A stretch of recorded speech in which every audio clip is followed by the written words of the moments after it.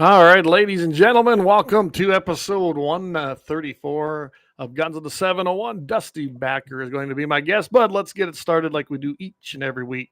The Second Amendment, a well-regulated militia being necessary to the security of a free state. The right of the people to keep and bear arms shall not be infringed. And with that, Dusty, how are you tonight? Hey, great. Clayton, how about you? Oh, pretty good. While we were playing that intro, I noticed for some reason the whole stream shut down on me. So it's a good thing we had it going. I was able to get it back up and going. Hopefully nobody noticed it. But, hey, Brian, good evening, Mr. Fellow MVE. Brian's a longtime listener. I see that we are operational. Looks like pretty much on everything again tonight. So that's a plus because we've had issues with that. You can't believe how many times we've been banned, Dusty. For speaking truth. For speaking the truth. I mean, that's exactly what it is. And, I don't think we're going to see that change anytime soon. I don't trust these social media platforms, but on X, we seem to be able to do whatever we want. So we always encourage people to get over there. And of course, Rumble's been great to us.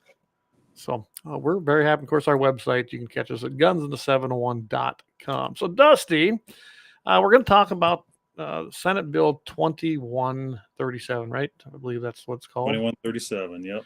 We'll talk a little bit about that, and of course, that's it's always mislabeled the baiting bill. It's really a hunting bill and a property rights bill. But why don't you give me just a little bit of your background and then kind of lead up how you come to this? So, just really big into deer hunting.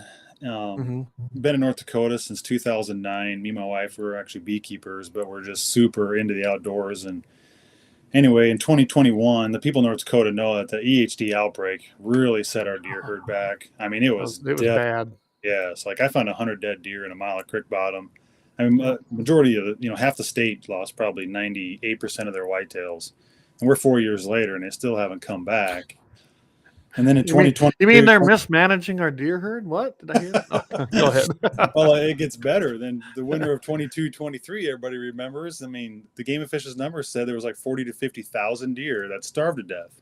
Yeah, that winter. So between EHD and the starvation and the fawns that they had in them, I mean, you're talking 100,000 plus deer that are no longer available for the public. So is that mismanagement? I would say that's the extreme. Absolutely. Yeah. And then anyway, that's where CWD comes into it, because our Game and Fish in 2022, the fall, had 5 CWD meetings across the state, and they put out this video, and the CWD hysteria just began, Clayton. And we started digging into it and traveling the nation and found out the actual truth about CWD. It's not even close to what these agencies are pushing. Right. When I first started hearing about it, of course, I started hearing about it when I was hunting out in Colorado, and we were talking about that before we got started here. That's where I probably first heard about it. Well, then, as you know, you've been on the Scott Buckmeyer's show, and Scott's a good friend of ours as well. Well, he knows Keith Warren. I've talked to Keith Warren before. He seems like he's got a pretty good handle on the knowledge of CWD, especially in Texas. I don't know if you're familiar with the things that have been going on down there, but they've been fighting that for a long time, and with success, really.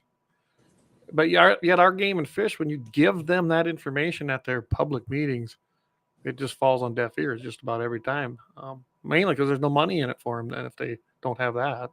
Exactly. We actually testified in front of the Texas Animal Health Commission and saved a guy's deer ranch last fall, and they sent it back to the wildlife courts just with a 5-minute verbal testimony. They did not want to slaughter his deer, and they were going to depopulate his deer for one detection on his ranch. So we are very involved with Texas and Missouri and other states as well to expose this hysteria and this money-driven agenda.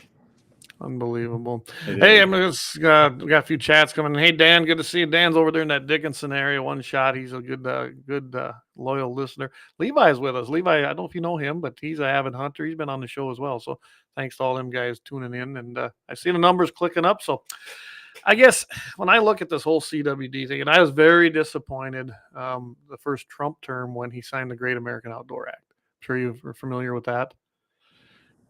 Not so much. And there is a ton of money. Not so much on that. What's that? Okay, there was a ton of money embedded in there. And Hovind and Kramer, and I'm friends with Kevin as well. And I voiced my disappointment. But they pushed this thing, and we're glad, and they were so happy about all this funding in the Great American Outdoors Act, there's so many bad things in it.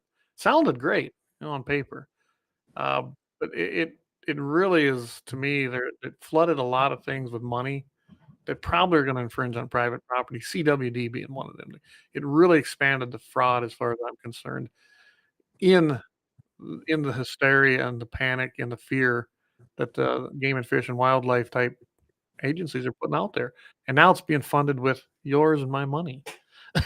It was bad enough they're using license fees and everything else just, at the state level. Now they're using federal money. And I don't know where it ends. I really don't. And that's the disappointing part too. Like our North Dakota Game and Fish in October of 22 and October of 24, they've received over $265,000, and it's all for human dimensions, for literally brainwashing. Their pamphlets, their billboards, and they even presented, the Game and Fish presented in front of the ENR committees and legislation, and about the human dimensions. That's all they're using the money for. Is like they even put in there like the Bison football games commercials, and they want it to come up on your websites, and for one detection out of 51,000 deer, Clayton, in the state of North Dakota. Wow. One confirmed deer. Well, that's just it. And let's remember, these deer, one actually died. Did it actually die of CWD?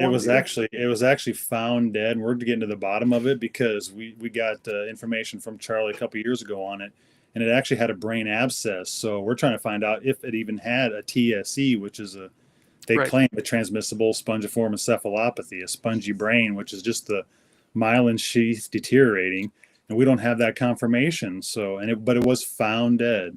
And then they went up to Williston and slaughtered 50+ town deer. I know. This is insane. It is insane. It kind of reminds me of what's going on with eggs. I know that seems like a strange lead to some people, but they slaughtered chickens because of bird flu that didn't have it.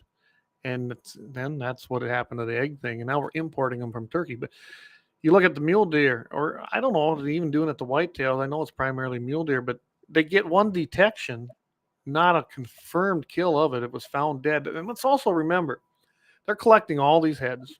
I'm in 3F2. That's where I live, is in 3F2. All of our land is in 3F2. So a CWD unit. We've had it here for some time. Yep. I don't know. I know a little bit about scientific research. I'm not a dumb guy.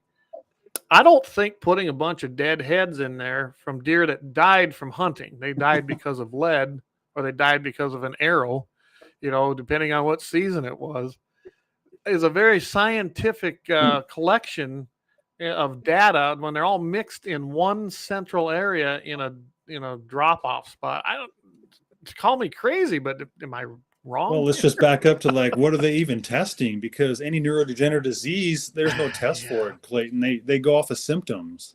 It doesn't matter if it's because they claim it's like CJD, Creutzfeldt-Jakob's disease in humans, a spongy brain. There's 1 to 2 million people, or 1 to 2 people per million that get that disease every year, and they're saying that's exactly the same. But CWD is contagious. Their numbers don't show it. I mean, 57 years later, their numbers don't show it. We've spoken to the manufacturers of these tests, Clayton, and not once do they ever mention a prion. You have to tell these companies that make the test what they're actually picking up, manufacturing, and not once have they mentioned prion. Right. And from what I understand, somewhere. Yes, correct. Yep. They send them, I believe, to Utah. And then, in any scientific study, there's always a chain of possession or a chain of events happening. There's always that. And I don't think they even do that. I've kind of asked them about that, and I can't get anything from them.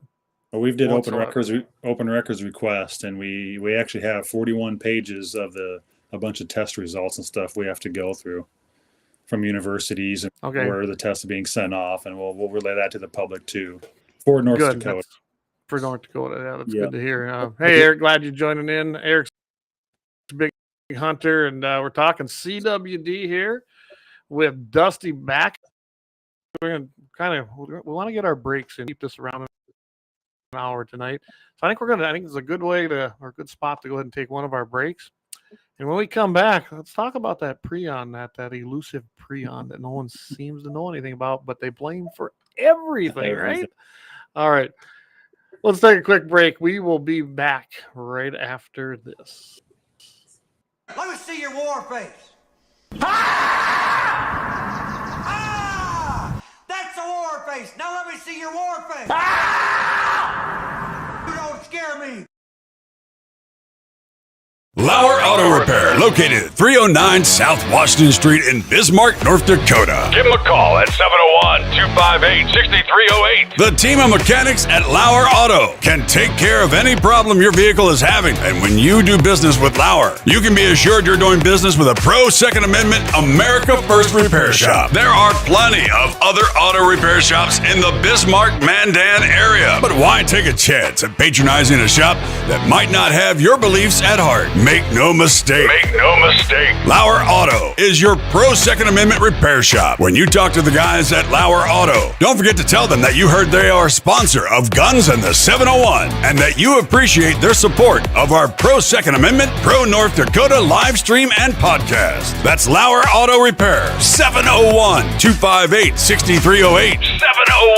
701-258-6308. Located 309 South Washington Street in Bismarck, North Dakota. Experience the exhilaration of power in your hands at Bloodline Kinetics. Why Cerakote? Simply, it aids in firearm preservation while also giving your piece a unique look. Barrel threading, NFA laser engraving, bolt handle threading, mount, level, and bore, sight scope chamber rebarreling, and much more. Bloodline Kinetics is meant to reflect a long American lineage in gun ownership, who stand for the Second Amendment rights, Bloodline, and the science behind gun accuracy, Kinetics. To some, it's just a constitutional right that can go away. To us, it's in our American bloodline, and we believe it should stay that way. Here at Bloodline Kinetics, we understand that hunters, sportsmen, women, and gun owners should have a quality firearm. Stop and see us at 2008 Morrison Avenue 2 in Bismarck, North Dakota, 58504, Monday through Friday, 8 a.m. to 5 p.m. Call 701-390-7997. Visit our website. All right, we are back. Thanks to our great sponsors, Lauer Auto Repair. They've been with us 3 years here, coming up here in August. So we want to tell them thanks for all the things they do in supporting the show. All right, so when we left off, we were talking about CWD, the bill, things that are happening, and then let's go in on that. Yeah, the so-called prion hypothesis. And after 57 years, Clayton, it's still the prion hypothesis. And here's why. So we are working with a pathologist who's done 32,000 autopsies and millions of blood chemistries with an electron microscope of 126,000 magnifications for the listeners, okay? Okay. They claim that this prion is a little bit bigger than the double helix. Well, a double helix is the DNA strands, which is supposed to be like the smallest you can see. And he was using the best electron microscope in the world with all these autopsies. Dr. Wallach has never seen a prion under the electron microscope of 126,000 magnification. But he sees the double helix. You can see the double helix with 126,000 magnification. So we actually dug into it even more and called Case Western, which is the human side for these prion diseases. Like when they take biopsies from the hospitals around the United States, they're sent to Case Western. And after a few emails and several phone calls later, we got the top pathology administrator asking for just a microscopic slide of the prion. And she was just like in shock, like she had no clue what we're asking for. And we end up getting several calls later, we end up getting a 2021 research paper, believe it or not. And it was all full of graphics. There wasn't even a single slide in the graphics. So we went further, went to our Game and Fish, like they said in meetings and they got the best resources for this information. So we asked them, I want a picture of a microscopic slide of a prion from our Game and Fish and irrefutable evidence that it's contagious. Yeah. And they sent us, believe it or not, it was the same 2020 research paper that is tied in with Case Westerns, but there was a few slides in it. And if you read the slides, they're just kind of like tangled. Well, yeah, because that's exactly what they are. 81,000 magnification. So at 126,000, but at 81,000 magnification. fibrils are just connective Wow. tissue. And That's Stanley unbelievable. Prusner coined the term prion protein, and Stanley Prusner has never seen the prion actually exist. That are these actually existed. You can't see them under test. Just put it on the microscope. Electron microscope, show us what these tests are picking up. The disease. It can't disease. Wow. That's the human dimensions part. That's why they make. So yeah. Hey, Dusty, I don't know. I'm breaking up here. Are you breaking up on your end by chance? A little bit, not bad. Yeah, Dusty. Yeah, Doug just said Dusty was cutting out. And yeah, I was noticing that too. Actions are, well, they are that. And Restream runs at a pretty high output as far as data. So, okay, go back to that. So, these guys couldn't identify it when you asked for it. So, they didn't even really know what you were talking about. Our Game and Fish can't provide the information, but yet we still have hysteria over that elusive prion. And, last propaganda I seen, they're still pushing that. In the last meeting I went to, they were still pushing that. And now they're kind of even getting, they're getting very arrogant when you bring things up to them at these meetings. Is that what you're seeing too? It's like they're pushing this and it's like, you dummies, you're not being brainwashed. Believe the propaganda. I don't know. And you're still welcome to your opinion. Oh. It's the majority of the scientists believe you follow the money, the federal funds, and this is what you get. AFWA says, like the AFWA document, agencies are tied to it, and they all follow Wildlife Agency narrative. And our game on CWD is the AFWA document. 62 words in it, such as we believe, which is not scientific words, science. The second one is an AFWA is that it's a prion hypothesis. And the third one is the prion hypothesis. Christian Schuler put this paper together of the 30 individuals who about this she put together, but when you read her prion, literally makes synthetic what they call live bacteria and inject them into animals, which we now know has been banned. Creighton University prion expert that's been doing it for synthetic prions, and he's never seen one. From Case Western. Yeah, hey Dusty, we're getting a horrible deal. Tell you what we're going to do. I hate to do this. Would you want to log out and come back in? We're only catching about every other word. I apologize, but I think we're having some internet issues. So if you could just log out and come back in, and I'll click you back in, okay? Sounds good. All right, guys. I'm not sure what's going on there, but we're going to have Dusty go out and come back in and see if we can't fix this. Doug, can you hear me? Hopefully you can hear me. I know we're having some technical difficulties here, but on the CWD thing, Lynette says, I listened to Daryl Lee at KFYR. He was so upset with Game and Fish, so I was excited for the clarification. You and I both. Okay, we had him click out. We're going to have him come back in. Okay, all right, how we doing now, Dusty? Getting any better, or is it still every other word? That sounds much better. All right. We'll see what the listeners have to say.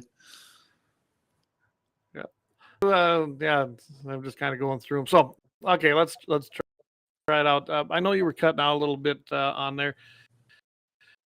Let's try it again and kind of just back up talking about. So I was just kind of explaining the AFWA document, which all these agencies use and they're tied to across the nation. And 30 individuals put this document together. It's Associations of Fish and Wildlife Agency, but it's actually not even an agency. Believe it or not, it's a nonprofit. And our director, Jeb Williams, and Charlie Bonson, believe it or not, are tied to it. They actually sit on these committee meetings in other states, and that's why they're pushing the CWD narrative like there's no tomorrow, because they belong to this nonprofit that lobbies. They actually lobbied for this federally funds, this $420 million. International AFWA lobbied for that money, and now our Game and Fish applies for those funds. As Charlie and Jeb sit on the AFWA document. And that document is just full of the prion hypothesis and It's not science. It's just a bunch of federally funded studies put together that they picked out. They're all inoculation studies. It's never been even proved to be contagious through natural transmission. We went through the Board of Animal Health in North Dakota, and it's the same information. There is nothing that even says this is contagious, because it's not. Wow, it's like everything else. Follow the money. Follow the money. If you can't find facts, you can't find proof, follow the money, because there isn't none. It's a big laundering scheme is what it ends up being. And it's the same thing I seen when I was working on anti-Second Amendment stuff with the NRA. Follow the money. You'll get to the root of the problem. You'll find the little evil do-gooders, and you'll see where the money's going. I don't know. Wouldn't that, to me, my goodness, wouldn't that be a conflict of interest for Jeb as a game and fish director? Even be sitting on something like that? Not only sitting on it, Clayton, but we've done some more open records requests, and so you have to pay dues. Our Game and Fish pays around $50,000 to this AFWA to belong to it.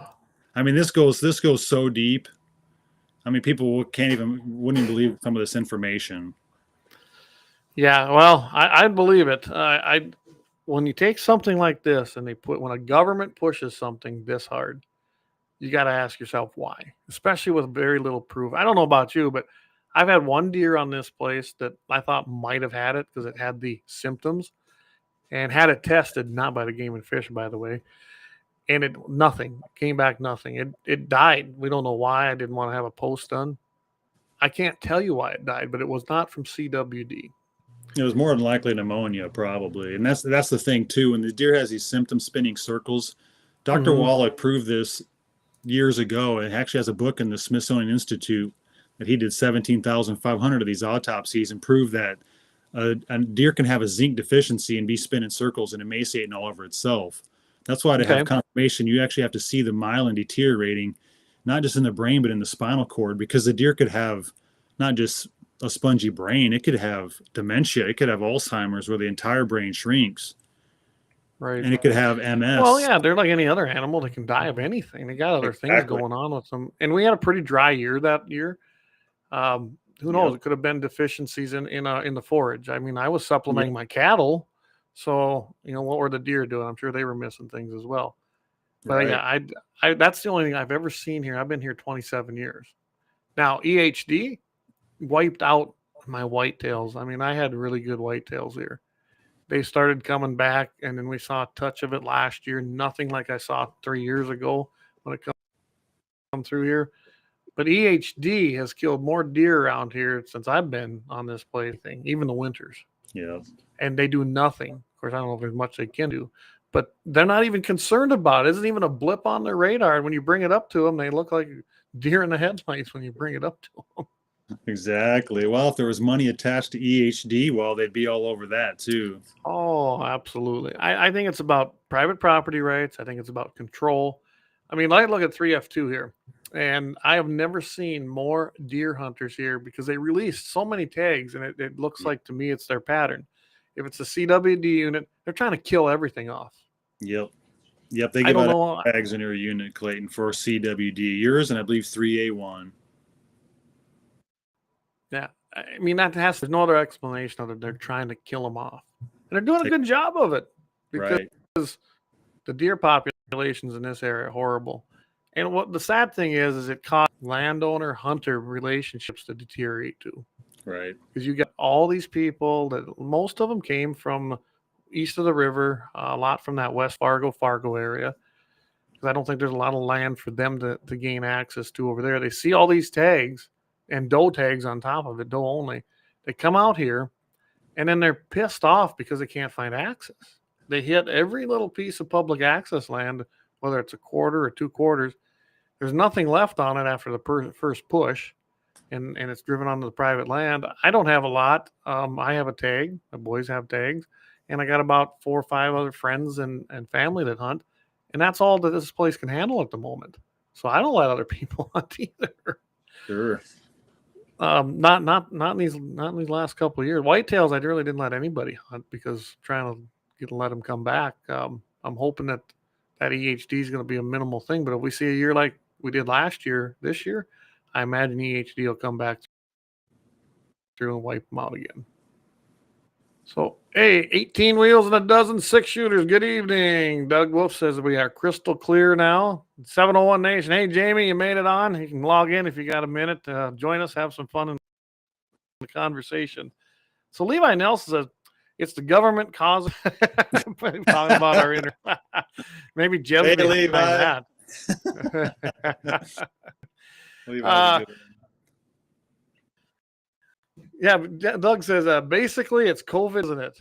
We hear that a lot, but it's a 57-year COVID. I say this all the time, Clayton, because it's not even insanity anymore, doing the same thing over and over. 57 years later, since it's been labeled, this is becoming criminal. Like, why aren't these people held accountable for slaughtering all these deer and slaughtering the public resource? Because the deer belong to the public.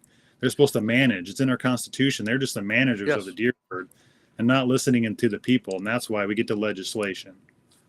Yeah, and it's a different, and I know Scott hit on this when you were on.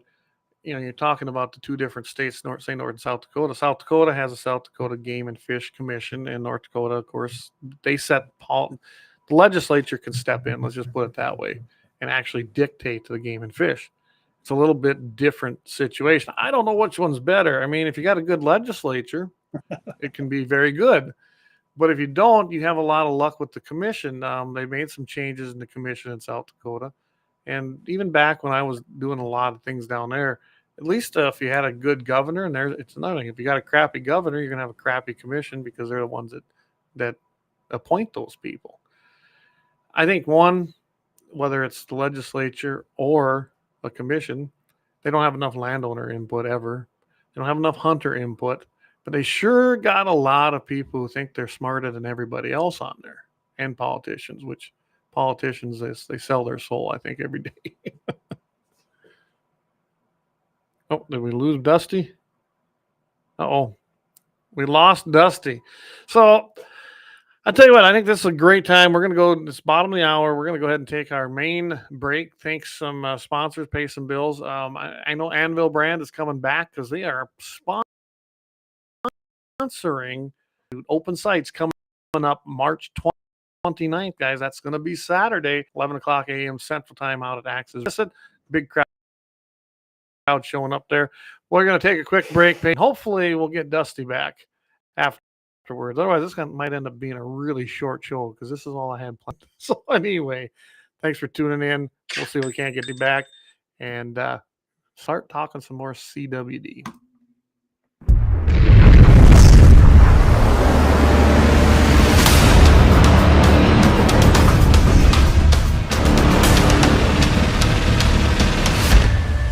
Lauer Auto Repair, located at 309 South Washington Street in Bismarck, North Dakota. Give them a call at 701-258-6308. The team of mechanics at Lauer Auto can take care of any problem your vehicle is having. And when you do business with Lauer, you can be assured you're doing business with a pro Second Amendment America First repair shop. There are plenty of other auto repair shops in the Bismarck-Mandan area. But why take a chance at patronizing a shop that might not have your beliefs at heart? Make no mistake. Make no mistake. Lauer Auto is your pro Second Amendment repair shop. When you talk to the guys at Lauer Auto, don't forget to tell them that you heard they are a sponsor of Guns and the 701 and that you appreciate their support of our pro Second Amendment, pro North Dakota live stream and podcast. That's Lauer Auto Repair, 701-258-6308. 701-258-6308. Located 309 South Washington Street in Bismarck, North Dakota. Experience the exhilaration of power in your hands at Bloodline Kinetics. Why Cerakote? Simply, it aids in firearm preservation while also giving your piece a unique look. Barrel threading, NFA laser engraving, bolt handle threading, mount, level, and bore, sight scope chamber rebarreling, and much more. Bloodline Kinetics is meant to reflect a long American lineage in gun ownership, who stand for the Second Amendment rights, Bloodline, and the science behind gun accuracy. Kinetics. To some, it's just a constitution. constitutional right that can go away. To us, it's in our American bloodline, and we believe it should stay that way. Here at Bloodline Kinetics, we understand that hunters, sportsmen, women, and gun owners should have a quality firearm. Stop and see us at 2008 Morrison Avenue 2 in Bismarck, North Dakota, 58504, Monday through Friday, 8 a.m. to 5 p.m. Call 701-390-7997. Visit our website, bloodlinekinetics.com. Ever tried catching a fish with your bare hands or hunting a deer with a stick? Don't be that guy. At Mandan Sporting Goods, we've got all the hunting and camping gear you need. We're your one-stop shop for outdoor adventure. A well-regulated militia being necessary to the security of a free state, the right of the people to keep and bear arms shall not be infringed. Check us out at mandansportinggoods.com, or better yet, stop in to 210 East Main Street, Mandan, North Dakota. Mandan Sporting Goods, where the outdoors meets functionality. Store hours, Monday through Saturday, 9 a.m. to 6 p.m. Closed Sunday. Take up arms at Mandan Sporting Goods. Your adventure starts here. Looking for the best gun gear for every and any situation? Little Angry Man Arms LLC has you covered. Top-notch guns from top-name brands like Winchester, Glock, Sig Sauer, and Ruger to essential extras from Magpul, Streamlight, Hollow, Sun Optics, and more. Little Angry Man Arms LLC have everything to make your shooting adventures a success. Visit littleangrymanarms.com today and gear up for your next big hunt, competition, or home defense. Don't miss out on our exclusive deals. Little Angry Man Arms LLC, based in Trail City, South Dakota, your ultimate hunting partner. At Horton Laser Craft, we believe in the power of personalization. Whether it's a cherished memory, a special occasion, or a unique gift, our custom laser engraving brings your vision to life. Our expert craftsmen and state-of-the-art technology ensure every piece is a work of art. From personalized decor to one-of-a-kind keepsakes, Horton Lasercraft makes every moment unforgettable. Horton Lasercraft is owned and operated by a local veteran and his wife located near Thunderhawk, South Dakota. They provide custom laser products at a reasonable price, and their turnaround time is fast and efficient. Custom board cutting, glassware, decanter sets, mugs, assorted stainless steel jewelry, assorted tags, decor, custom acrylic nightlights, and much, much more. Call them up at 605-545-7535. Horton Lasercraft, where memories are engraved.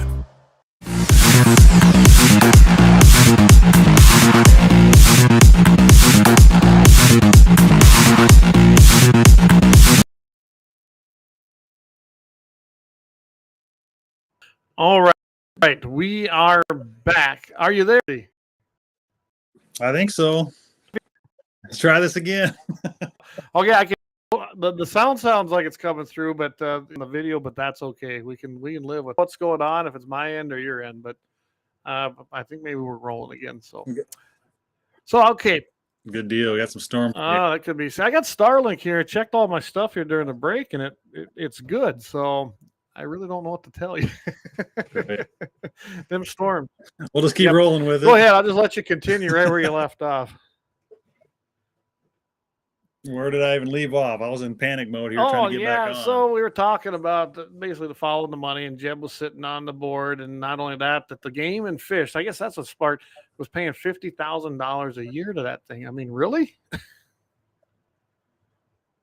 To the fee, and all it is basically, it's a nonprofit organization that raises $5 million a year that every state pays these dues and fees to, and this is what's pushing the CWD narrative. And this is their CWD management. And in this AFA document, page 87 is the human dimension section. Like, unbelievable. I mean, you can't even make this stuff up. In the human dimension section, if you got to push something that's so scary, like you said before, the government, it's not scary. You need to turn and run the other way. Basically. I mean, I'm looking. They've been appropriated. It looks like to me. It hasn't went to the Senate vote yet but $114,599,190. That's what they're asking for the biennium, and that's what they're asking right now. Not to even mention that they're going to raise license fees, and they want to pay $50,000 of this, or who knows what else. I mean, this is insanity to me. It really is.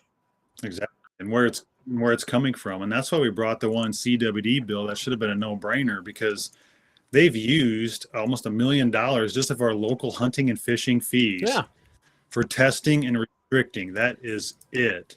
And all the bill said was that they couldn't use our local fees, not federal. We stayed away from federal, just our local hunting and fishing fees for CWD for one confirmation out of 51,000 deer. And they're using that money for human dimensions mainly.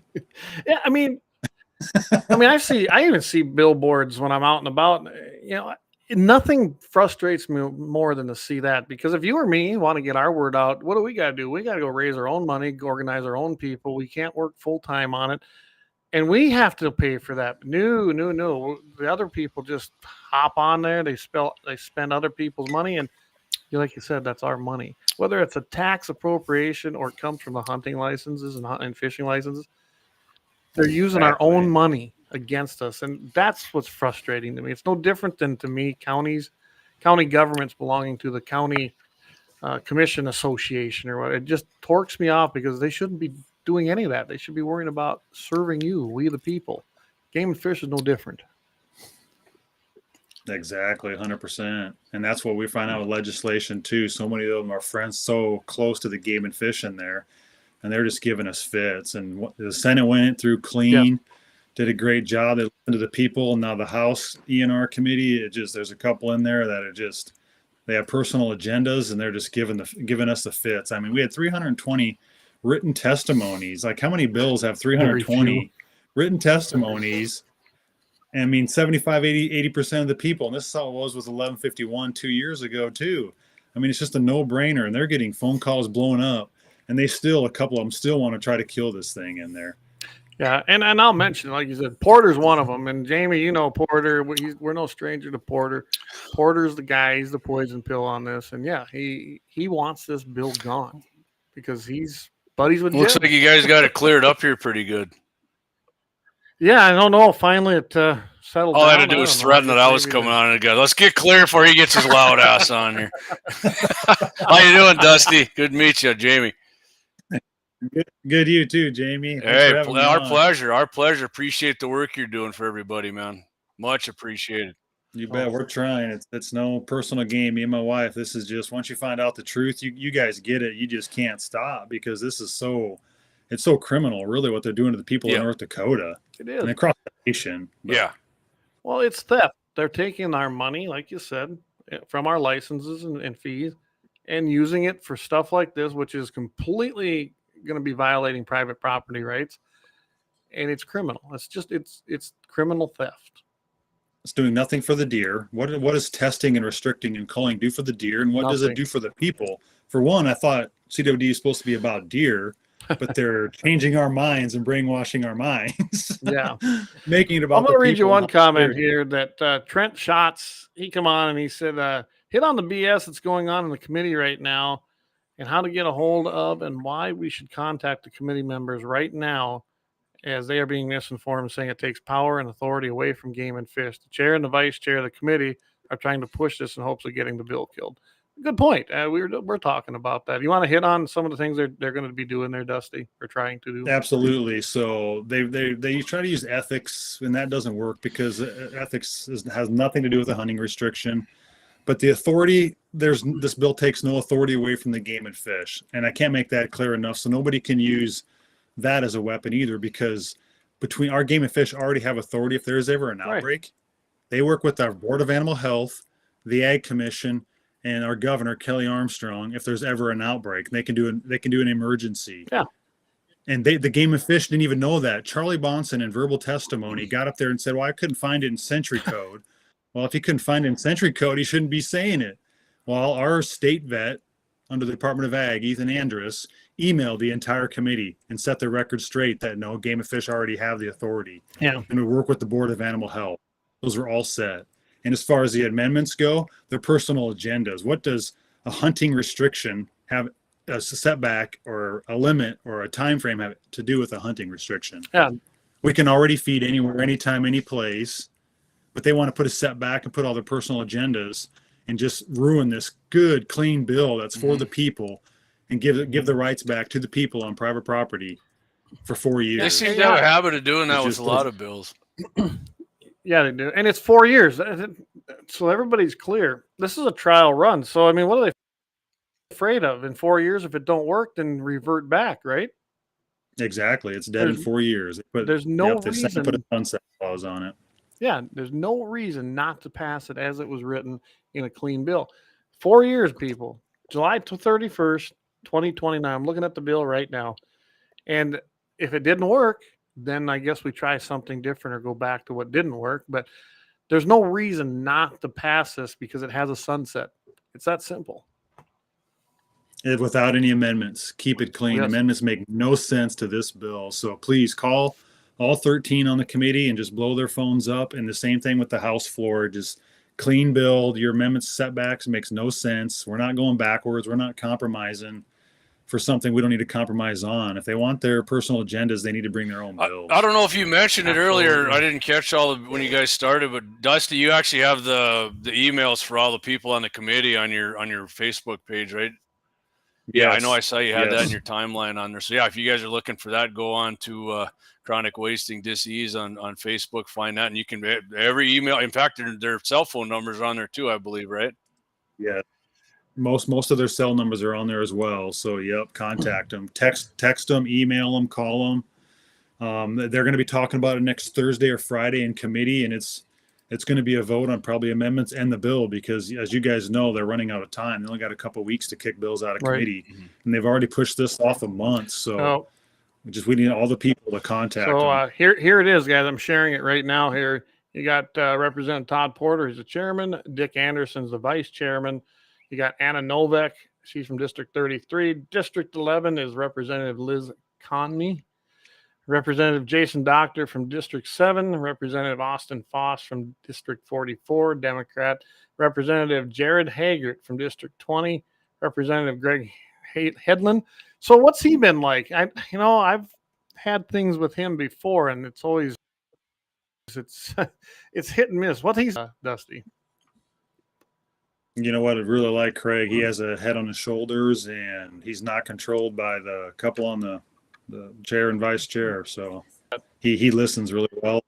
He likes private property too. Property rights seem to be in his wheelhouse. I know he was very instrumental in helping us come in with that one in 2019 as well. So then you got Representative Pat Heinert, District 32. Representative Jordan Johnson from District 41. Representative Andrew Marshall from District 16. Representative Jeremy Olson, District 26. That guy, he was sitting right next to me at the DMV the other day. Representative I think Jordan Johnson actually graduated a year or two ahead of me. Now that I see that, I think he had a lot more hair when I seen him last time. There you go. Contact Representative Matthew Ruby out of District 40. And you guys, I went ahead and I posted in the comments right there for everybody to see the resource there that you can just follow that link and go right to. Or like I said, you can go on Dusty's Facebook page there, and he's got all the numbers and everything listed right there. Yes. And by all means, go on there, take a screenshot, and pass that out to everybody you know, and tell them what. So we got till next Friday. You said not tomorrow, but the next Friday they're going to be doing this committee meeting, Dusty. Sounds like next Thursday or Friday they're going to be talking about. People can take screenshots off our page too, so my wife runs that page and does all the posts and everything. They can take screenshots of the post too and send it to the legislators. You don't have to do just your district. You can do every single one of them. I recommend do it. It doesn't take that long. Hey, send one email and all you got to do is copy the message you sent and then click on all the other emails and put it in the headline, right? Like, support SB 2137, clean as written. Yeah, in the subject. Put that in the subject. I mean, senators and congressmen have told me that.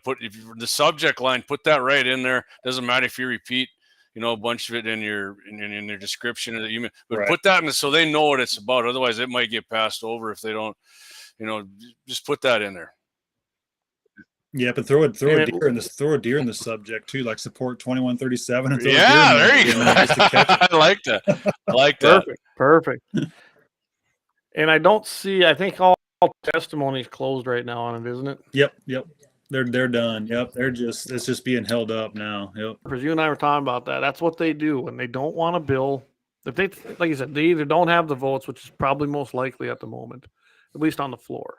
Yeah. I know how that game works on gun bills. It's kind of probably why 1588 is being held up. A horrible gun bill without amendments. That bill needs to fail as well. But I'm telling you right now that this is on purpose. It's by design, and they're hoping it kind of goes away and nobody talks. That's why I like having guys like you on. Let's keep it in the public eye and keep the pressure on them. That's what you need to do. Yes. I can tell you right now. Fill up a committee room. Jamie and I have witnessed it, haven't we? Fill a committee room full of people that they represent. It scares the living crap out of them. Yeah, we'll get in there with Dusty's Orange Army, man. He's got the Orange Army coming. That's awesome, man. I love that. Yeah. That's right. There was a few in there today thinking it was going to be talked about. So the Orange Army is going to come out next week for sure. Love it. You get some of these comments here, Clay? No, go ahead and start. What's the last one you got there? That Trent Schatz comment you got last, right? Yep. All right. Hey, Vance, what's up, buddy? Vance is getting in there from down Georgia. Doug asked if they had CWD down there. Vance said, we've had cases, but not much. Only one case reported here so far this year. Doug, is it Charbonneau or Charbonneau? Doug, I'm not sure. Is it Charbonneau or I'm sorry, Doug. If I was going to say Charbonneau, but how much? He says how much CWD has North Dakota Game and Fish prevented over the years? It seems like none. It seems like it never stops, no matter what it's done. I have doubts. Yeah, me too. I mean, I don't. Like I said, I know they've banned it down your unit, Clay, baiting since like 2009 or 10 or whatever, and it didn't stop anything. I don't know that it's going up or down. I think it kind of remained the same. I don't know that it's doing jack shit. What's Levi got here? We had 95,150 less deer rifle tags last year compared to 2004. Game and Fish's management needs to be held accountable. Yes. Absolutely. And that's what we've changed too, because 1151 it was the infamous baiting bill is what they've kind of ruined in legislation and gave it just a terrible label. And we've changed that to it's not a baiting bill. It's actually a hunting restriction, because we can feed deer all year round, anytime, anywhere. Yes. Any amount in North Dakota doesn't have a baiting ban. Yeah. That's where their human dimensions comes in. And Game and Fish did this intentionally, saying it's a baiting restriction. No, it's not. I can feed all year long. It's actually a hunting restriction. Hunting restriction on private property. Yep. It's a violation of our hunting rights that are outlined in our state constitution, as well as our. And I've said it, and I'm sure you guys, but just because you put bait out, doesn't mean the big buck's coming. And I can vouch for that. I mean, I get big bucks in my game camera, and the whitetails will never come in. The big muley will never come into that. Whatever we got, You're a liar. You're shooting 180 plus. I wish I could say such a thing. I wish I could. I've never even shot a 180. 175 and 1/8 is my biggest. Probably with you, and you're using your crossbow. I have got one whitetail and one mule deer with my crossbow. Yeah, could I shoot a deer all the time with? I could, but and they're certainly not trophies by any means. The whitetails in velvet and the mule deer is certainly nothing impressive, but I got tired of spotting stalking and they got away from me. So that poor sucker ended up big guy left, and he stood there and looked at me for a second. That was his demise. Perfect. Well, you know what? That's why we've kept ethics out of this entire thing, because we're only being restricted because of CWD. And you know what? On private property, if you want to go shoot a deer with a crossbow, then go shoot it with a crossbow. If you want to hunt over feed. If you don't, you don't. Yeah, and I mean they shot down the bill, right? Any person over 76 or whatever could use a crossbow. They wouldn't even. And I mean that got beat down hard. I saw it. I was like, what the hell are you guys thinking? Hard. Well, why would you care if a 75-year-old man wants to use a crossbow, right? I mean, exactly. I mean, is there 75-year-olds who can use compound bows or recurve bows? Sure there is, but if somebody's hurting and they want to use that, well, why? Especially on private property, like you say, Dusty, why the hell would anybody give two shits about that? I don't understand that at all. I don't either, and that's the problem with the legislation. It's just it's a battle in itself in there too. It's supposed to be the voice of the people, but once you get in there, if the legislators don't want the bills, it doesn't matter what the people do or say. And they do seem. Go ahead, Clayton. Oh, I like what Levi says. He goes, when will the game and fish management positions be an elected position? How can this be implemented? Well, they were pushing for that. Like Jeb's position, they wanted to be an elected position. And I believe that got shot down in the legislature. I don't remember that was this session or last session, though. I thought maybe last. I don't remember hearing about it. I think that'd be a great idea. At least the leadership of it, you know. I mean, I guess you can't fire anybody when you're the leader of a government agency. I mean, Judge Biasberg showed us that, I guess. yeah. You don't have no authority, right? Yeah. What's Doug? He said Doug Charbonneau says, "What is the bill number?" Oh, you got that in there. Okay, you put it up. Man, I'm way behind here on the comments. There, Dan Brown says, comparing 2004 deer tag numbers to current numbers is apples and oranges. About 3 times as much CRP acres and several mild winters allowed deer populations to explode. Valid points. Vance Bishop says it definitely had a lot to do with it. Yeah. I mean, obviously there was a shoot. I mean, I could get a muley buck tag in our unit back then and then still get another doe tag after that. It was freaking great. Vance Bishop says the object is to ethically kill and eat. Who cares what you use to do it? It's all about revenue. Right. And Dusty, I'm pretty sure you'd agree, right? What's more ethical than getting a standing shot on a deer if it is by chance down there munching on your bait a little bit, right? Or what's easy? What's better to do that? Exactly. Shooting it when it's still, or if you're walking a draw and it's running and you got to pull up and take a shot at a deer running 35 miles an hour offhand. I can tell you what's a more ethical shot there. Especially with our steel challenges and offhand, I guarantee you standing still's way. Yeah, you'll find out. You'll find out Saturday how good offhand shooting is. Yeah. Dan. Or the restricted units, just sit there and take some pictures of them because you can do that all day long. You just can't pull the trigger. That's how it's so dumb. I mean, so Dan was talking about 2004. So I can tell you, I was on this place by that time, and I didn't have hardly any mule deer here. Okay, this was whitetail country. Whitetails were thriving. We had a couple bad winters come through later, and then of course we had EHD hit. The mule deer actually moved in. I might have seen a handful around here. But now they've moved in. I mean, that's all I pretty much have on the place is mule deer. When Jamie was down there, we had a hard time finding whitetails, didn't we? We did for his daughter, but not like I used to have. I mean, we were scouting the day before, but the morning of, I would say we got fairly lucky there. But yeah, but luckily my daughter's a sniper. Oh, she did good. She did awesome. But you look at the mule deer on this place, they are very much up in numbers compared to what I used to have for mule deer. But deer overall, our population is down, and I do attribute a lot of that, especially on the whitetail side of the EHD. I mean, we're lucky with deer here actually, because mule deer are far more resilient to EHD than whitetails are, right? And I mean, muleys are moving east big time. I mean, to the chagrin of some people. I know a couple of guys who are whitetail snobs, but whatever, that's their problem. Hey, more muleys are better as far as I'm concerned. That's right. And I know I'm going to piss some of the farmers off because, I've got farm ground here too, but I can tell you right now, the overuse of what's happening with chemical farming is having an effect on wildlife as a whole. I've seen it here because I put the stop to some of it, and things are coming back. To tell me otherwise, it just doesn't. It isn't real because I watched it right here as to what's happening on our own place. There's a use for it. There's a place for it, but everything in moderation. You cannot keep doing what we're doing now with especially dicambia and Roundup, glyphosate, things like that. If we keep doing this, I just did soil samples on my own place, and that's why I put a stop to it here. I'm just telling you.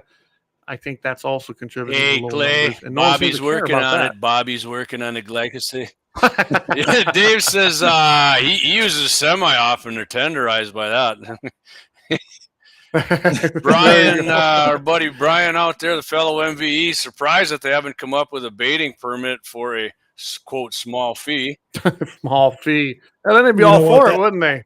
That's funny, but that's CWD. Michigan just came up with that. They sit here and take all your feeding away or hunting over it because of CWD, and then now you can have it back for a fee. Imagine that! Wow. Imagine that. 18 Wheels says that's some expensive venison, David. Levi says 3F2 has very little public land or CRP, but they still give out an exorbitant. 3F2. I mean, gives out tags. 3F2. It's an actual. Clay and I talked about it. It's a very ridiculous amount. I mean, far over what they should. And Clay, right? Like you and I have said, we think they're doing it because they caught a lot of hell when they went up by Willison and shot all them deer. because they thought CWD. So they figured just hand out all the tags and let the hunters eliminate them. We don't have to get any shit for it. Well, You're just exactly talking right, about Jamie. that. Yep, Yeah, that's Dusty exactly and I were what they talking did about too. that essentially, I think that's what they're doing. They're trying to kill them off, and worst part is they're selling the tags, so they're profiting. Yeah, while they're doing a good buddy of mine, his brother-in-law, has a huge ranch up. I think huge to me. He's like 10, 15,000 acres, which I think is huge, but some people don't. But yeah, he said since Game and Fish did that, he said his deer population just sucks up there. So ever since they did that, he said he remembers the day shots just going off like it was freaking Iraq around there. That's just poor management. Like what does testing, restricting, and culling do for the deer herd? Nothing. Or the people, right? I mean, last year they had 17 detections out of 1,456 deer tested. It's like 0.002%. Like 20 years later, just in North Dakota, that's why I call it criminal. This is actually absurd. So did they even, like I said, I like it. What you said, it's criminal. Do they have pictures of these deer that tested positive? Do any of the people who shot them I'd love to see a picture of the deer they shot, because I bet you it looks just as normal as any other deer. Because you know what they do? They always put that one picture of that zombie deer up. CWD, and it's this mule deer that looks like it's just come out of a concentration camp in World War II. But I mean, I'd love to see a picture of a deer that actually, I bet you it doesn't look any different than anything else. I mean, right? There's only been like 3 clinical deer, what they call clinical, with symptoms. But again, there wasn't confirmation because they didn't see the myelin deterioration in the brain. That the thing could have had a zinc or copper deficiency. The thing could look the same, could weigh 70, 80 pounds. Yeah, I mean, I'm just curious if somebody did have one, if before they shot it, like it was acting funny or something, or they thought it was being weird or walking in circles, or, you know, you'd think it would do something, right? If this was that serious of a, I mean, because Dusty, I've never seen a mule deer like walking around weird at our place. Our ranch is in 3B2. And between my dad's land and my uncle's and my cousins, it's like 1,700 acres there. And it's a pretty good mule deer haven, actually. But, I mean, we've never seen, like, a muley stumbling around like he had too many shots of Fireball or something. You must have CWD. You know, when EHD was there, we did find a mule deer, you know, some nice bucks that were laying in a creek runs through the property, and they were laying in the water. So you know what happens when they get EHD, they get that fever, and they go and there are some stock dams that some ranchers around there found them in. But as far as CWD, I mean, I've never seen, and I've never had anything tested there. We've never worried about it, and I don't believe if they say, yeah, go ahead and turn them in, we're not gonna probably. We're just not worried about it. You don't want to turn them. You don't want to turn them in. Nobody needs to turn a deer in. It just gives them that's just dangle the carrot and gives them all the ammo they need. There's only been I only think like 2 or 3, 4 deer in the nation that have actually had a TSE. Out of all these years, millions of deer slaughtered, there's only been a couple confirmed in the nation, a couple in Texas, and supposedly ours in North Dakota, and no other states can prove it. We've worked with a ranch that's 60 to 70% positive for these tests, whatever these tests are picking up. And not one deer has died on their ranch from CWD. One deer has been spinning circles in 5 years of having supposedly CWD detections, and he killed it himself, and the thing had pneumonia. No deer are dying on their ranch, and there's supposedly a positive. Either that or a bunch of fleas were biting him in the ass, and he was spinning around trying to get the fleas from biting him in the ass. It wasn't CWD. CW flea. Yeah. CW flea. There you go. I like what Levi says here. He says, I've never claimed to be smart. However, I struggle with 3F2 being the first unit here to have a positive case, but they still have a large enough population for the tags that they release. Till EHD we did. Exactly. One doesn't justify or verify the other. It just doesn't. There's no sense to this. In Dusty, like we said, it's about the money. I'm going to hit this. Follow the money. They got a lot of money, and that's why I'm going to go back to this. And sorry, Dusty, go ahead. No, I was just going to say in that federal grant that passed, supposedly they shoved in the omnibus 5608 in December of 2022. You read the bill, it actually says in there the more positives you find, the more money you get. The stricter CWD management, the more funds you get. What does that do for anybody? I mean, that's a dead giveaway. And now all these states are popping up with detections. Of course they are. You test for something, whatever these are picking up. I mean, this deer could have pneumonia, and it's testing positive. But you got some good memes on your Facebook page about that. Actually, you saw that I sniped one there and used it on the promo video. But Lynette says, great. I was going to read this comment back. She says, I would say I'm a moderately intelligent person, but this is so confusing and annoying that I'm going to chalk it up as bullshit by the Game and Fish Department. Exactly. I mean, it sure seems that way, right? Exactly. It's this logic. Like, they don't have time on their side. 57 years later, supposedly CWD, and this is where we are. Nothing different, and they can't prove anything. They can't prove it's contagious. We went over all this. I mean, it's just. Didn't John Arman say it's always baiting's always been banned in Colorado, and it's not. It barely fluctuates there up and down, right? I mean, I'm encapsulating what I remember him saying. I could be wrong, unless you guys. He said it on Scott's show a few times, but. Well, in their own document, that AFWA document that we described earlier too, it says it right in there that feeding doesn't even matter quantity or, the amount mitigates the spread of the disease in their own document. And everybody needs to go to the YouTube and watch CWD. They missed it by a million miles. A video put together with Dr. Joel Wallach, and it explains a lot about the truth. When they want to put a restriction on, you can only feed whatever it was 50 pounds or whatever. If you put 50 gallons is what they want. So if you put a small pile, right now. If you put a small pile, the deer are going to freaking herd up on that pile and eat. If you got a bunch of feed and you spread it out, they're going to be spread out more. So their own logic there doesn't jibe, right? None of their logic. Yeah. There's no like. There's no logic, truth, or common sense when it comes to 18 wheels and a dozen six-shooters. Says Jamie, are we talking deer? You just described Chairman Biden walking in circles and acting weird. Chairman Biden. That is true. Here's what I don't get. They got this amendment, and one of them it's subsection 2, and then or section 2, subsection B on this. Be placed within 250 feet of any property line outside the boundaries of an incorporated city. So 250 feet, this is as bad as staying 6 foot away from your neighbor while you're in a store. It was stupid, right? 250 feet, why not 249? Why not 251? It's an arbitrary number. It's like a 10-round magazine. So I guess, it's like a 10-round magazine. It's completely stupid and arbitrary. So I guess CWD, as long as you're 250 feet away from a line, you're safe. But if you go between 250 feet and the property line, oh, hell, CWD is running rampant. We got a pandemic. I mean, yeah. Levi says so many of the public don't know the difference between EHD and CWD either. Yeah, they don't. There's a lot of people. Lynette says, so do I have a freezer full of CWD meat? Yeah, you don't know. It doesn't matter. Just eat it, man. It's just cook it. You'll be fine. That's right. I probably ate a bunch of it. Exactly. There's never been one case of it, and it's so rare anyway. Yeah. I mean, if somebody told me this sausage, I have my deer had CWD, and they gave me a stick of sausage, I'd eat it. It wouldn't bother me. Brian's bringing probably some with him, I'm guessing, on Saturday. So we'll find out if we all get CWD at that. Oh, CWD meat for sure. It's going to taste the same. See, Dusty, you got to come to that just for fun. You're going to meet a lot of like-minded people at that deal on Saturday. Yeah, for sure you should. That'd be fantastic. You bet. That'd be fantastic. Oh, we'd love to have you. I mean, the weather's going to suck, but we're going to have fun. Actually, I sent Clay what Brian's bringing to warm us up afterwards. Yeah, a little red.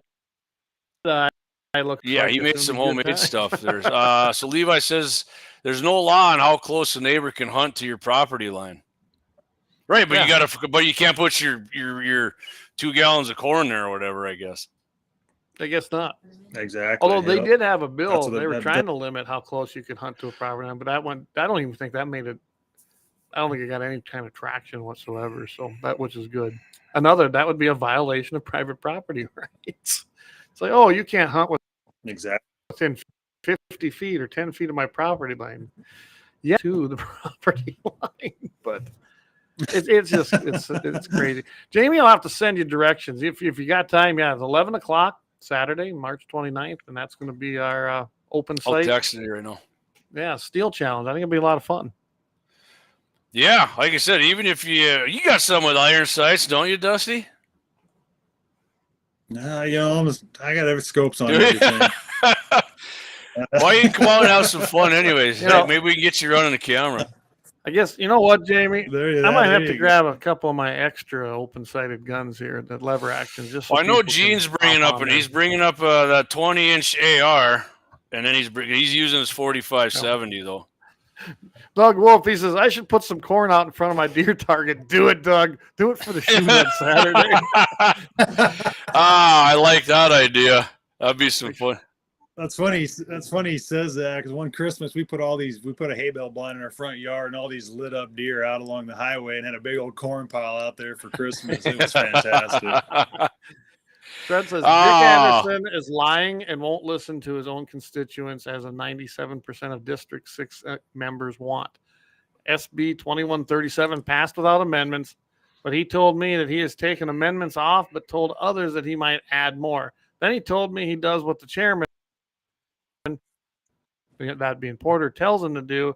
Not his fault if anyone wants proof of him. 100% personal agenda. There you go. We were talking about that. Remember, Dusty, about the personal agendas of these guys earlier. Yep, absolutely. Well, they did the same thing with same amendments. Seriously, there's same amendments of 1151 2 years ago. Same ones. They just changed the foot. I think the feet were 200 feet. Yeah, I think. And 1151. This time it's 250 feet. No, now you got to go 50 more feet because that makes it better. Well, now supposedly we got word today that they changed it. Okay, now it can be like 50 feet from a fence, and you can hunt anywhere else around it. Just not. I mean, it's just. It just points out the personal agendas. Exactly right.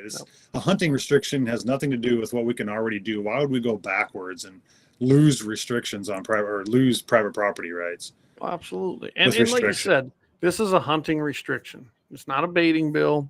You've got that right. It's a hunting restriction, and it's a private property rights violation. That is what this is about. Nothing more, nothing less. Pass the bill. If it don't work, it expires in 4 years. I mean, this is not a tough decision. It's not a tough decision at all, especially when you got the governors behind this bill as well. So it's a simple bill. The people are behind it. It just a few people are just. So that's another question. If it does pass with these ridiculous amendments, is Kelly going to veto it? I think we should pressure him to. You know, it's going to be it's tough though, because if they keep these amendments on it going through the House, well, then it goes to a conference committee, and Porter gets to pick 3, the Senate Ag gets to pick 3, and then they can do whatever they want with the bill. The people have absolutely no say in the bill. Yeah. They can say no feeding a half mile from your fence line if they want. Then it goes back to the Senate that we already, hammered to get it through, and then it gives the opposition more time. And it's like, this bill is so. It's like Lynette said, they're making it more confusing and they're bouncing it around. You can't hardly keep track of what's going on with it, and it's on purpose. Yeah, it is. I hate that. I hate that kind of crap. I mean, it makes the people already got a low opinion of most politicians, and they do this kind of crap. It doesn't help them out. No, there's some good ones in there. Oh, for sure. I'm not on the wagon at all politicians are scumbags by any means, but right. I mean, Dave says a few weeks ago we did the brain bucket challenge. That was a basic practice to not participate in CWD testing. No brain left to test, man. Done. Gene says, what did Gene say there? I'm here late, but am I allowed to defend my corn pile from violent deer raids? Not in South Dakota, Gene, says Levi. Dave, he's going further. He said, what's the position on a corn cob ghillie suit? I'm just defending myself at that point. Love it. Ryan MVE Warner, with some of the stuff we have made into sausage, trust me, you'll never notice to see a little CWD. Yeah, that's for sure. I've thrown some questionable cuts into the grinder too, and it'll eat. It'll go. Just got to remember too, though, CWD is just a label, right? Because a deer can have any neurodegenerative disease and be spinning circles, and just because they say it tests for something, it has CWD. It's supposed to be a sponge brain. That's why you need confirmation. I think we were talking to Clayton earlier about it. The deer could have dementia. The deer can have all these same symptoms that us humans have, and Dr. Wallach proved that it's a cholesterol deficiency. Actually, neurodegenerative diseases are cholesterol deficiencies because the myelin sheath of the brain and the spinal cord that wraps your nerves as well is 100% cholesterol. Well, deer make cholesterol in their liver, but they need 50 nutrients in their liver to make their own cholesterol.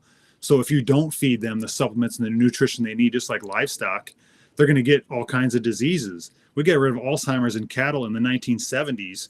through nutrition, bumping up, I believe it was vitamin E and selenium and some other cofactor nutrients that got rid of Alzheimer's. These diseases were eliminated in livestock several years ago. So maybe we should start like testing cattle, because feed yards, you're going to get detections, and start slaughtering cattle yards and see how far this scam is going to go. That's a great idea. It's gonna end it right away, because nobody's gonna let their cattle get slaughtered. It's the same thing. We got rid of. Don't feed your livestock these minerals and silage and the best crop in the wintertime, when they need it the most, and are raising calves in there, and see what happens. Yeah, I put mineral out. I know that I have a little bit of a deficiency in copper in my hay, so they need that before calving. So they get mineral, they get copper in there and different other things. Before I go out there and I go out to pasture and there's a lot of green grass, I'm putting magnesium out there. That's for grass tetany. I mean, there is all these things we do for livestock because they're beneficial and their bodies need it. Why wouldn't that be the same with deer or elk? Exactly. You name your wildlife. They all need certain things from their forage. It's that simple. Us humans. Us, absolutely. We need a lot of different things that people. I mean, they'll tell me I don't need Coors Light either, but I think that's complete bullshit. It's not always about what we need. It's my bill of wants here. Well, Jamie can come down here. We can bait him like we do on the res. Put a case of Coors Light. Well, I would ask Waylon how we do that down there. Yeah, I think Bush Light is what he uses, don't he? Or Bush Light. Bush Light. Yeah, he's a Bush Light guy. Yeah. So, well, tell you what, Jay, why don't you hit one of our last ads? Yeah, let me get on it. Okay, I'll tell you what. I'm still in the. Let me switch back over to the Guns in the 701 folder here, Clay. Which one did you guys run on the first one? Did you do the full 5 or the full ad, or did you? Yeah, go do all full. I tell you what, I'm gonna hit it from here. How about that? I'll just do all 6 here. Sure. All right. Yeah, all right. We'll be right back.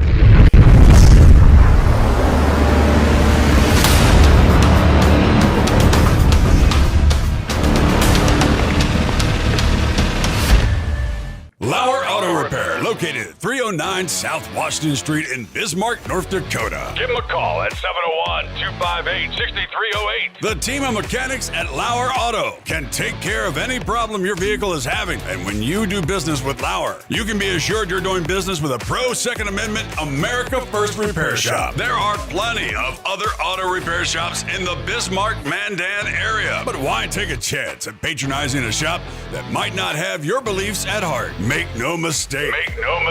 Lauer Auto is your pro Second Amendment repair shop. When you talk to the guys at Lauer Auto, don't forget to tell them that you heard they are a sponsor of Guns and the 701 and that you appreciate their support of our pro Second Amendment, pro North Dakota live stream and podcast. That's Lauer Auto Repair, 701-258-6308.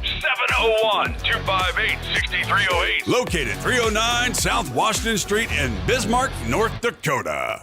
Experience the exhilaration of power in your hands at Bloodline Kinetics. Why Cerakote? Simply, it aids in firearm preservation while also giving your piece a unique look. Barrel threading, NFA laser engraving, bolt handle threading, mount, level, and bore, sight scope chamber, rebarreling, and much more. Bloodline Kinetics is meant to reflect a long American lineage in gun ownership, who stand for the Second Amendment rights, Bloodline, and the science behind gun accuracy. Kinetics. To some, it's just a constitutional right that can go away. To us, it's in our American bloodline, and we believe it should stay that way.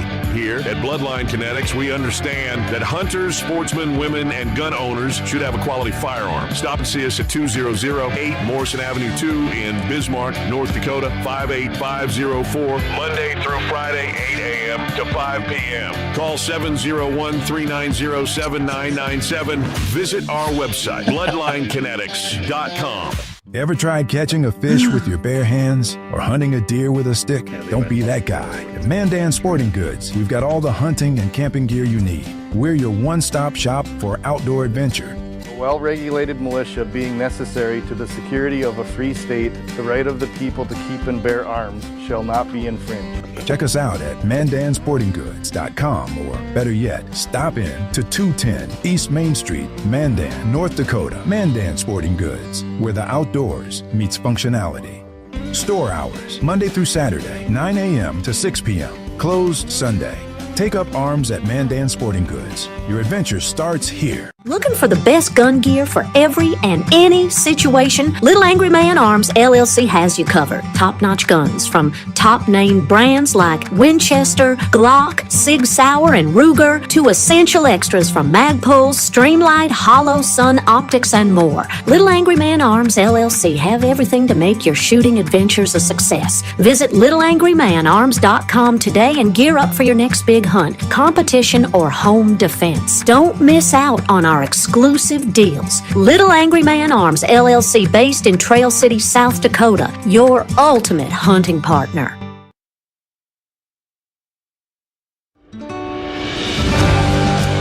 Anvil Brand LLC, raising and training tomorrow's barrel horses right out of Bismarck, North Dakota. Tracy and her family are great American patriots who not only support the Second Amendment, but they also promoted what you're looking for, top quality barrel horses. Go ahead and give Tracy a call at 701-471-6629 and tell them Guns and 701.com sent you. That's Anvil Brand LLC out of Bismarck, North Dakota.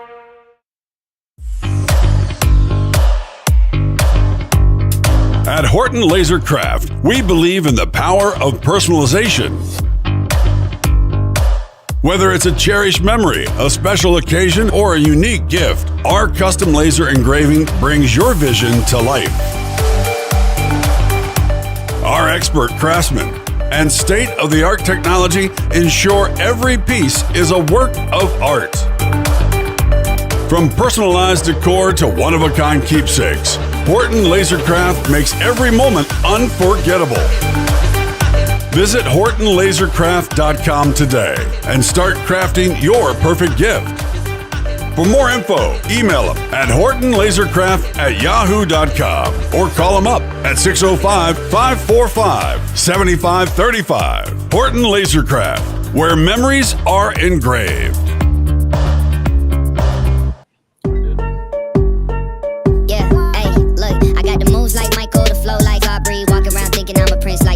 Mismatched Converse, t-shirts tucked in, know my worth, can't tell me nothing. White Nikes, albino, pink cop my stilo, head to the top, bottom line is a...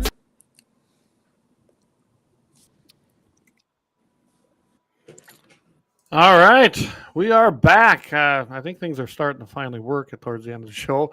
So I don't know if you can see these. Put your hand behind it, Clay, so it focuses on it good. Just give her a... Okay.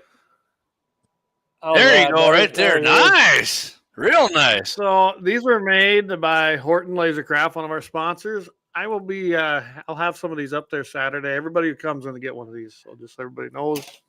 There you go, Dusty. I mean, it's worth your couple gallons of gasoline. We get you beer koozie even, man. Yeah, we'll take care of Dusty. We'll get him set up.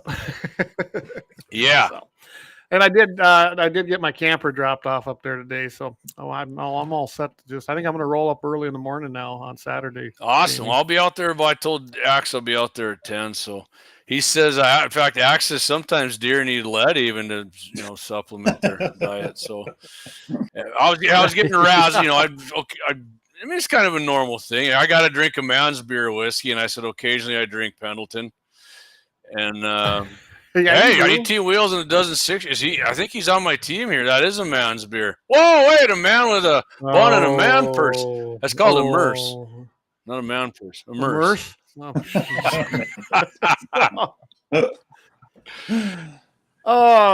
I got a question, Dusty. Is there anything else you want to add to this before we end the show this evening here in a little bit?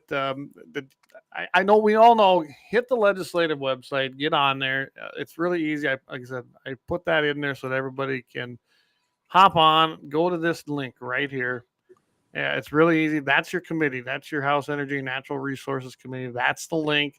But for those on the podcast, you're going to go ndlegis.gov assembly/69/2025. But if you just get the .gov, you'll be able to find it, hit on the new legislative and search it out. It's really not too hard to do. Or go over to Guns in the 701 and hit it from the website there. And of course, Dustin has it, I believe, on your right Facebook here, Clayton. page, Here, let me see if I can get this thing there right here. That's chronic waste trying to get it. There we go. Disease. I like it. There you go. Go find that page, like it, share it, invite your friends, and they've got everything on there. I don't know. I joined that, I don't know how long ago. And of course, I had like 6 profiles going because I was getting always banned and in Facebook jail. So, but I think all of them like it, Dusty. Like we talked about earlier, you get banned, and censored because you're speaking truth. And I guess, in closing, I just can't thank my wife's been running that page for 3 years, and there's a core group of 15 to 20 people that have put their heart and soul in this the last 15 to, like I said, there's 15 to 20 in the last 3 years.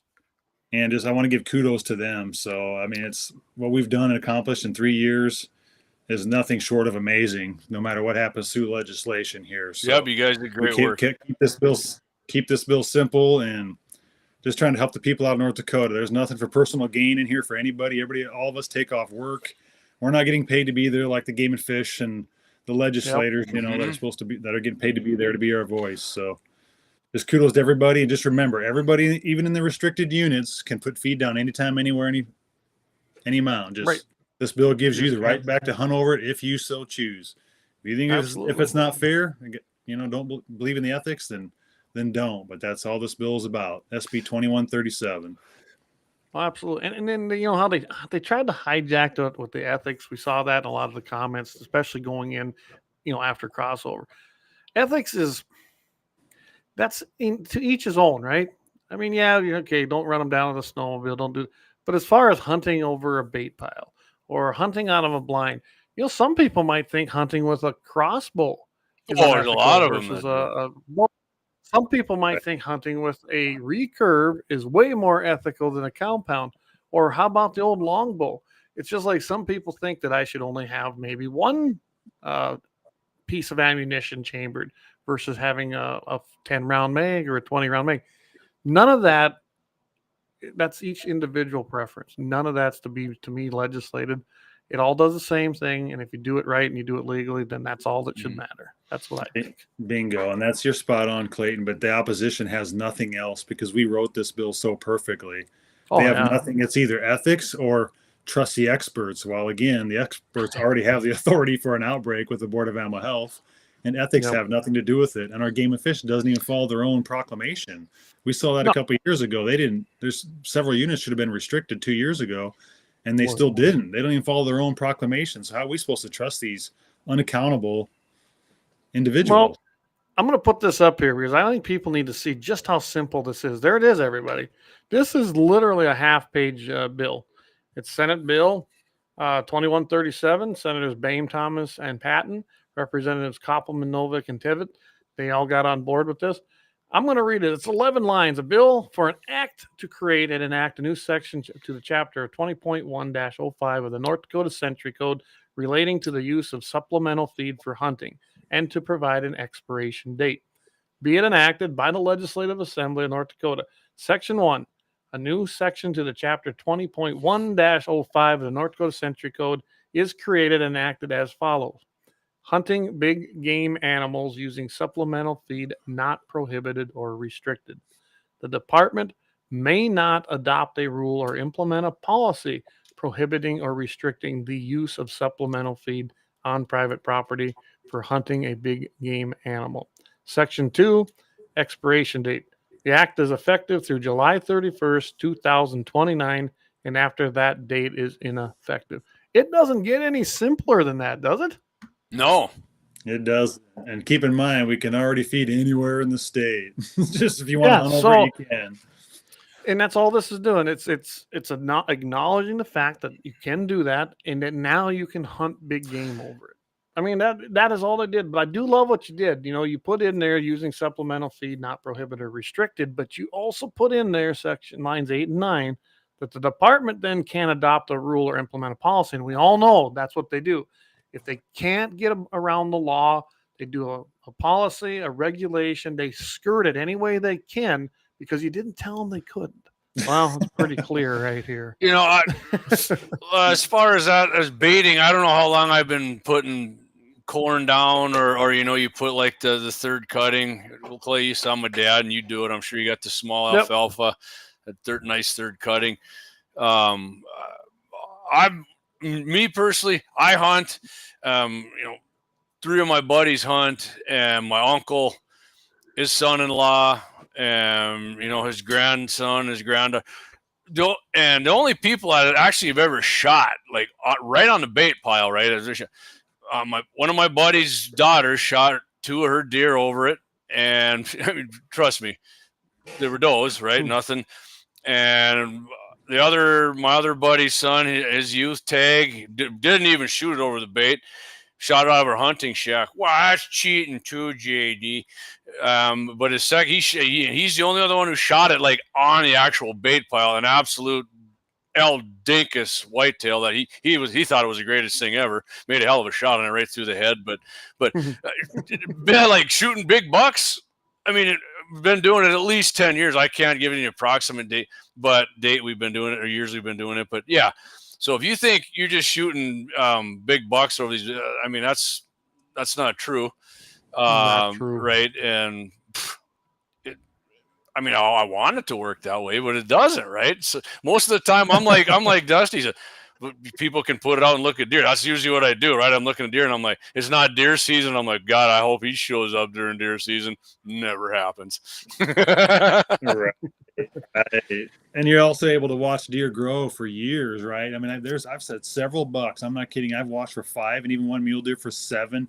I got 7 years of pictures. That's awesome. Yeah. And I haven't taken a deer with supplemental feed in probably 10, 20 years. I can't even remember the last. See, I mean, it's not about that. It's about giving rights back to the people of North Dakota that are being slowly stripped from us because of a false narrative that our agency chooses to push. Yeah. Take the money away, take the testing away, and CWD is. Yeah, I didn't know that you said that they get money for each positive test. I mean, that there's just like, to me, a dead giveaway of what's really going on. It says it right in the federal bill, actually, 5608. Yeah, it says it right in the bill. I mean, come on. They got to have stakeholders. They got to have basically certain organizations behind them, so they're involved in the public, and that's like your opposition in North Dakota. It's always the Wildlife Federation. It's always the backcountry and anglers.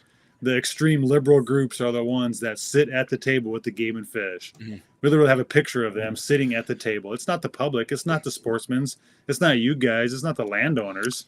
It's the organizations that don't allow their members to vote. Yep. And we even got Farm Bureau and Stockman support.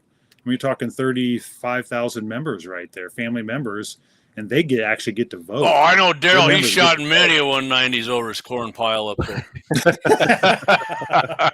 Well, yeah, I'm a chairman of our county, our Grant and Sioux County Farm Bureau. I've been involved for several years now too. And you're right. That is a grassroots up from the grassroots up. That's how things are dictated legislatively. This was a big issue for us at the state meeting. I mean, I actually helped push it through that it'd be one of our 10 top priorities, this feeding bill. And it ended up that it's going to happen. We didn't know what the bill would be, but that was one of our top priorities to support it. And I'm sure Pete was in there, and I know Daryl was, but did you talk with Pete at all? He's our sure do. Yep, sure do. Pete Hannamy, you bet. He's super. Him and I, we differ on some things, but we do come together on quite a few. Maybe it should be called a nutrition supplement bill. See, that sounds a lot better. Exactly. Right? Nutritional supplement. I like that. So here's, just so everybody knows, right here is their Facebook page. It's pretty easy to find. All you do is, that's a nice logo. I like that way the people you guys got there with that orange too. I like that. Oh yeah, that's great. That's the Orange Army right there. The orange shirts. Yeah, I love it. Yeah, perfect. I'm gonna have to get me one of them. Yeah, absolutely. Do you guys sell them? Damn, that's a cool video. Sweet. Dusty's got some good eye lasers there, man. Well, clearly wasted dollars. Gotta love it. Dusty, you and I will have to get together because I got to get one of them because I know that I can tweak some people, and that's always fun too. You bet, absolutely. We'll make that happen. You got to show up for the Iron Sight Steel Challenge here Saturday, and then we'll get your logo there in the video, man. I'm back in town. It's possible. We might throw it in there anyways. What the hell, right, Clay? I think we should throw it in there anyway because this is a good thing to do. I can tell you right now, Guns in the 701 supports this bill. Oh 100%. Yeah.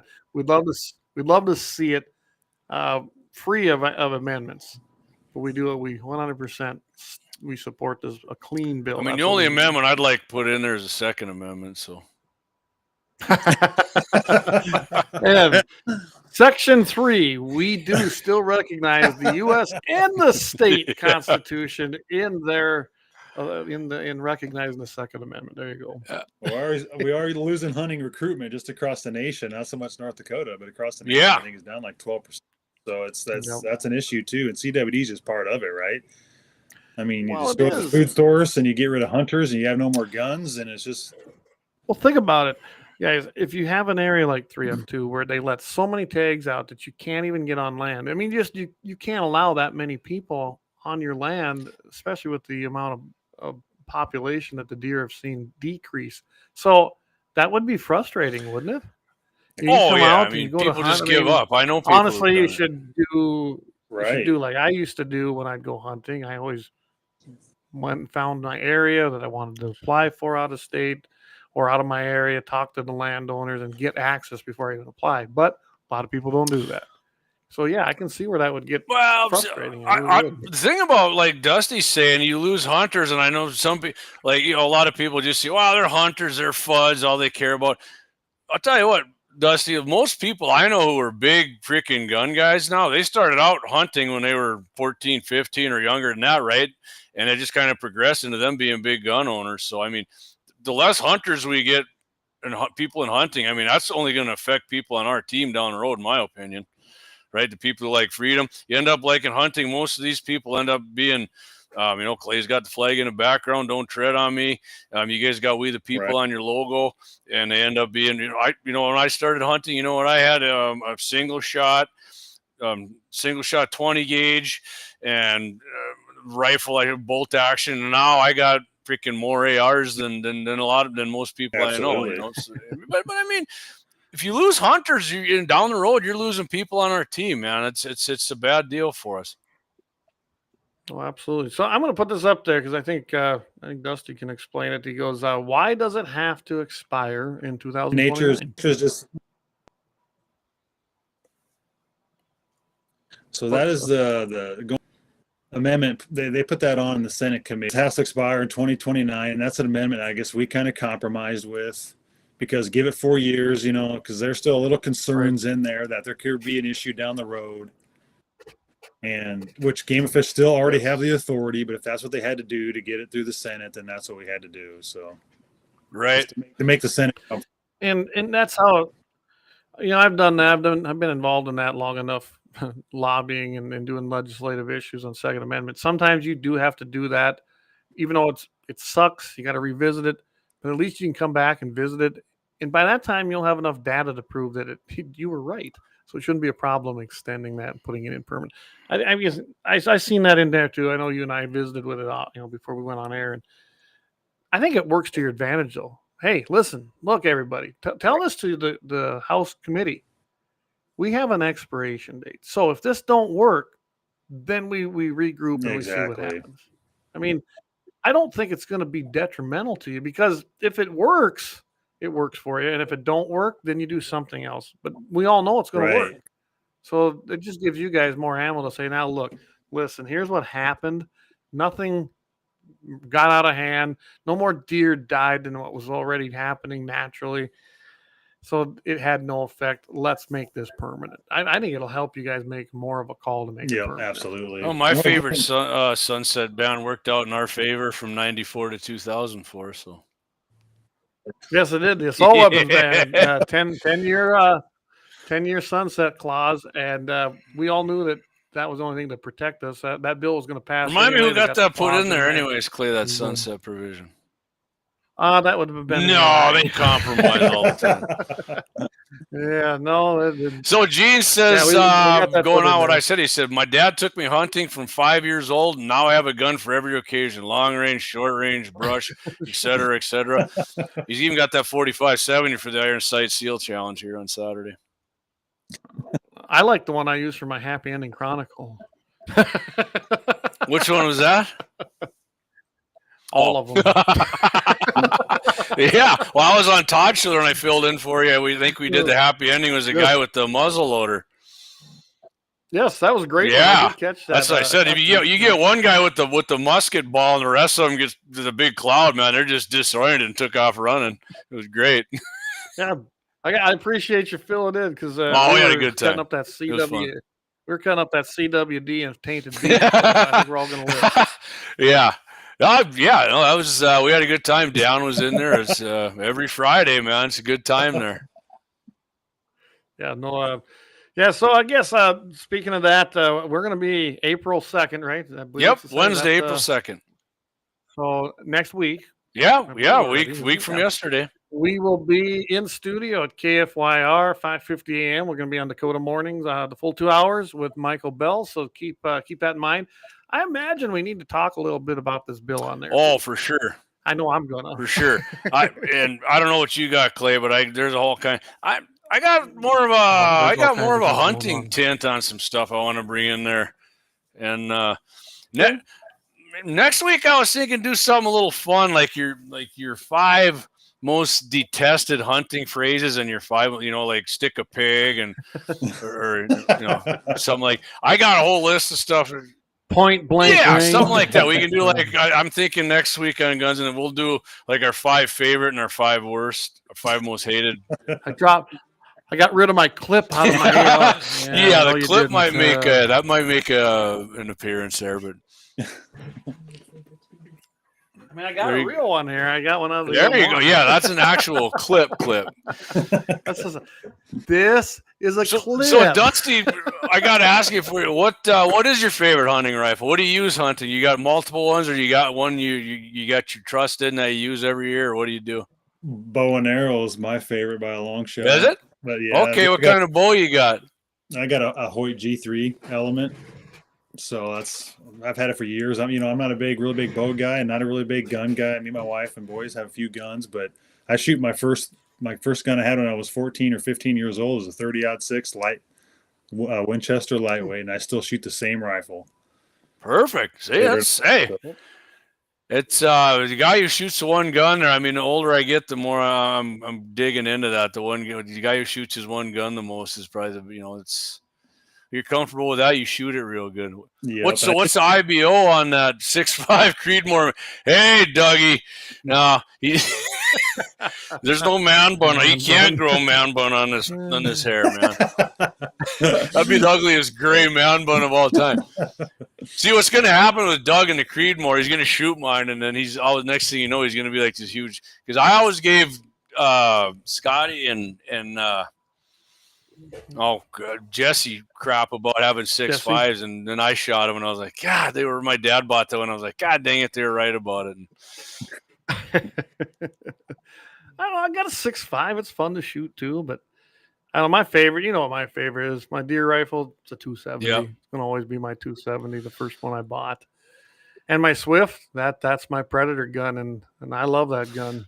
I know where it shoots most of the time. Yep. Awesome. My wife has a 25-06, a Tika 25-06. Actually, that's a sweet shooting gun. Sweet. Nice round. 25-06. I got it. I have a few guns. I got that round too, and I do. I mean, Rodney 25-06. Dangerfield round really it gets no respect, right? Anymore. I mean, it gets no respect. Dougie says, "Oh shit, I forgot that's both of you now," with the man bun comment. Yeah. I mean, I got a 6.5 too, but I don't shoot it that much. That's in a precision. I do like that gun. It's a nice gun, yeah. But yeah. That's the one I got my eliminator on. You just hit the little button and cheat, right? That's not ethical. Yeah. Oh, it's not 6.5's not ethical. It's too accurate. Yeah, it's too accurate. Yeah. Levi says, "What did I tell you about the 6.5 Creedmoor?" Man, I'm escaping me, Levi. Throw it up there, man. I apologize. I'm having a, get into your 50s, you start losing your memory. And then we might be having some surprises we're going to be probably testing a couple new rifles by one of our sponsors. If we got to talk to him, but that's what it sounds like, right? Well, it's going to be down the road here. Yeah. It'll 22 be a while, arcs, but 22. Yeah. That's a sissy cartridge. We'll see. I might end up. We shall see. Now that I came on here with you guys, Jeb's probably watching. I'm probably not going to get a deer tag this year, so I was going to shoot my muley with it. Well, I'll get my gratis. Like Clay's gear. I got the bow, but I got a crossbow tag. What do you mean my crossbow permit was Neeks? What? Levi says a 6.5 is a nickel back of guns. Yeah, he's right. You know, a lot of people say they hate it, but when they're in their car, they're jamming out to Nickelback. They love it, really. Remember, I did that, Clay. I did that one. The number one produced hunting rifle, which they considered bolt action or their hunting camo stocks. It was a 6.5 Creed one. Yes, 6.5 Creed. It was at that time, wasn't it? It still is. I promise you, it is. It's a popular round. That one gained traction. It did well, and it's still out there. Real men shoot guns that move in the wind, right, Gene? Oh, Dougie's picking some White Claws up. Hey, Brandon Herrera's. Oh, no. I'm pretty sure those are White Claws, ain't they? I'm ready. I'm to drink some. See, now Dusty's like, can I get the hell out of here? These guys are going down section lines on me here. What the hell are they talking about? That's good. Get the tires out.